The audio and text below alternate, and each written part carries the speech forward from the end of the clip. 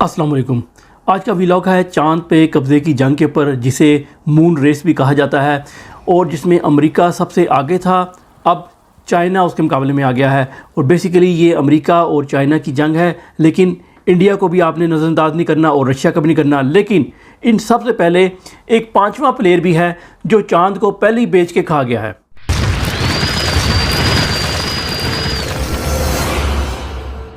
जी हाँ, 2009 के अंदर एक आदमी ने चांद के ऊपर 1.5 मिलियन एकड़ ज़मीन फ़रोख्त कर दी, और वो भी एक एकड़ सिर्फ $20 का।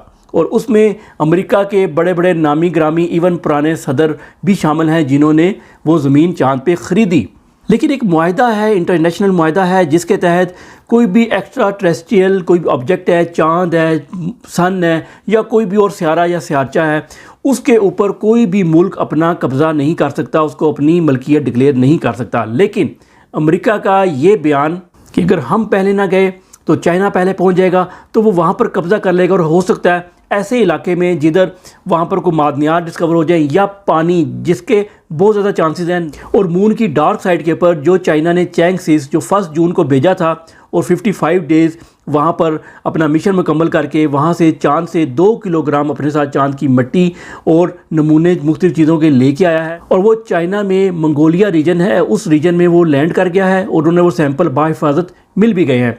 ये चाइना पहला मुल्क बन गया है दुनिया में जो फार साइड पे लैंड किया, सैंपल लिए और वापस दुनिया में अपने सैंपल लेके भी आ गया।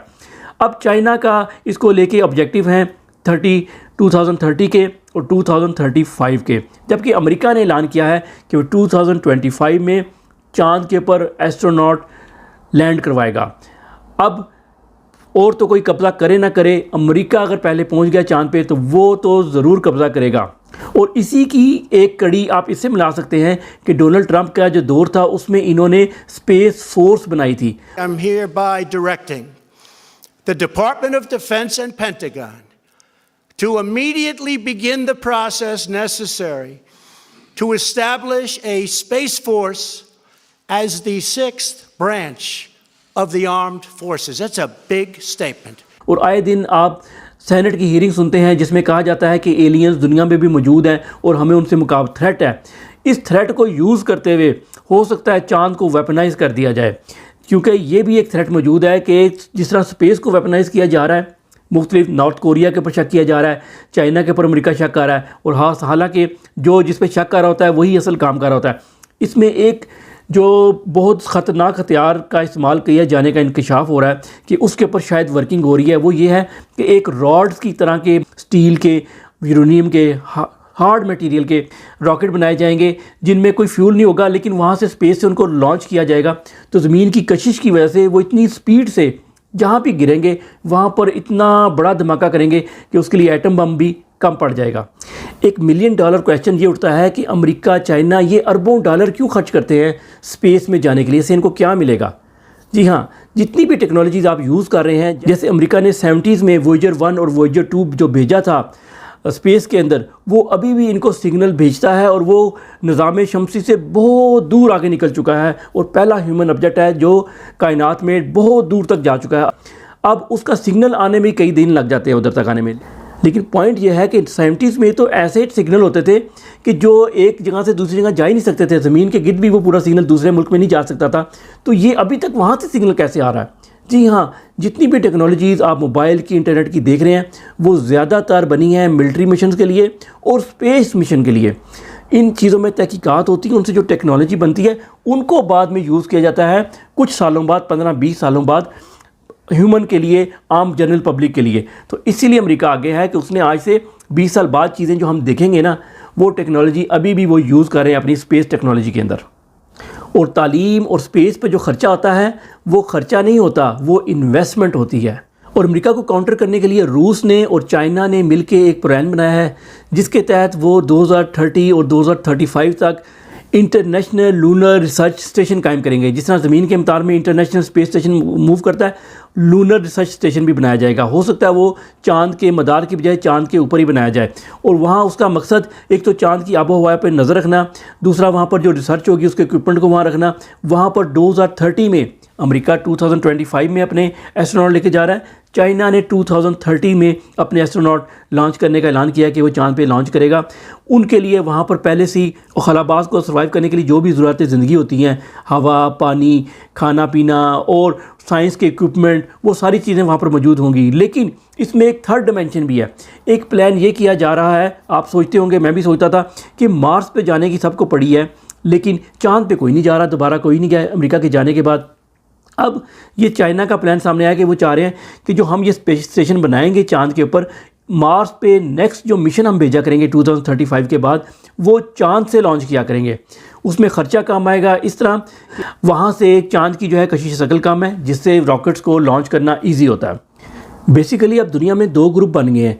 एक अमेरिकन ग्रुप है जिसमें यूरोपीय यूनियन उनके साथ मिलकर चांद को और स्पेस को डिस्कवर कर रहे हैं, और दूसरा ग्रुप चाइना। लेकिन रशिया और चाइना ने प्लान बनाया कि सबको साथ लेके चला जाए, और उसके तहत 9 कंट्रीज़ ऑलरेडी इस प्लान के अंदर, चाइना की और रशिया के प्लान के अंदर शामिल हो गई हैं इंटरनेशनल लूनर रिसर्च सेंटर बनाने के लिए। उसके बीच में ख़ास तौर पर जो अमीर मुल्क हैं, सऊदी अरब, UAE वगैरह, मलेशिया वगैरह, इस तरह के मुल्क भी उसके अंदर कंट्रीब्यूट करेंगे, पैसे भी लगाएंगे, क्योंकि ये $multi-billion प्रोजेक्ट है और बहुत बड़ा प्रोजेक्ट है, कई सालों में मुकम्मल होगा। लेकिन इसमें अगर आप तमाम कंट्रीज़ को ऑन बोर्ड लेते हैं तो उसमें एक तो आपको ब्रेन ड्रेन नहीं करना पड़ता, जिस तरह नासा किसी मुल्क में कोई अच्छा पढ़ा लिखा बंदा होता है, इंटेलिजेंट, उसको ले जाते हैं। लेकिन चाइना का ये तरीक़ेकार नहीं है, वो कहता है आप अपने मुल्क में ही बनाएं चीज़ को। और इसी के तहत पाकिस्तान ने iCube कमर जो था ना, वो भेजा था चाइना के ज़रिए। वो भी उनका इनिशिएटिव था कि तमाम मुल्कों को साथ लेकर चला जाए। अब उसकी तस्वीर तो हमें चाइना ने दी, हालांकि हमें बताया गया था कि iCube कमर 1 किलोबाइट डेटा पर सेकंड के हिसाब से दुनिया में, पाकिस्तान में भेज सकता है। तो लेकिन उसकी लाइफ ही 90 डेज़ थी, जिसमें से 60 डेज़ ऑलरेडी गुजर चुके हैं। तो बाकी उसकी लाइफ क्या बची, जबकि एक फ़ोटो के बाद दूसरी तस्वीर चांद की हमें मुयस्सर ही नहीं आई। शायद चाइना हमें इशू कर दे दोबारा। अब इंडिया बिल्कुल तीसरे प्लेयर के तौर पे काम कर रहा है, और वो कोशिश कर रहा है कि यूरोप, अमेरिका के साथ मिलकर करे, और साथ चाइना से भी अगर फ़ायदा उठा सके तो उठा ले। लेकिन उनके कन्फ्लिक्ट इतने ज़्यादा हैं कि उसमें वो शायद दूसरे के साथ काम मिलकर ना कर सकें वैसे। लेकिन पाकिस्तान जो है, उसके पास मौका है कि वो ख़ुद तो स्पेस में कभी भी आगे नहीं जा सकता, बल्कि कोई भी मुसलमान मुल्क, हम समझते ही नहीं है। हमारे ख्याल में अल्लाह ताला ने चाँद सितारे सिर्फ हमें रास्ता देखने के लिए, हालांकि रास्ता देखना भी हमें अब नहीं आता, चाँद सितारों के ज़रिए रात को हम सफ़र भी नहीं कर सकते।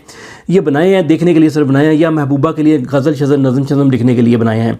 लेकिन अगर पाकिस्तान ने आगे बढ़ना है और शॉर्ट टर्म में बढ़ना है तो चाइना के साथ मिलना चाहिए। यही वो वक्त है, उनके साथ और प्रोजेक्ट में हिस्सा लें। हमारी जो नौजवान नस्ल को भी जाना चाहिए। लेकिन पहला स्टेप पाकिस्तान का ये होना चाहिए कि जो स्पार्को का चेयरमैन है वो कोई जनरल नहीं होना चाहिए रिटायर, वो एक साइंटिस्ट होना चाहिए। लेकिन जो मुल्क पुलिस के ऊपर 180 अरब और फ़ौज के ऊपर 2000 अरब से ज़्यादा खर्च दे, लेकिन तालीम के ऊपर 30 अरब रुपया खर्चे, तो उससे आप क्या तवक्को रख सकते हैं। वैसे भी तालीम से शऊर आता है, और जब शऊर आता है तो लोग हक़ और सच की बात करते हैं, और लोग आगे निकल जाएंगे, और वो जिन्होंने कब्ज़ा किया वो पीछे रह जाएंगे। इसलिए पाकिस्तान डार्क एजेस में ही ना रह जाए, यही हमें ख़तरा है, और इसीलिए हम इमरान खान के साथ खड़े हुए हैं। वीडियो पसंद आए तो लाइक और शेयर ज़रूर कीजिएगा। अस्सलाम वालेकुम।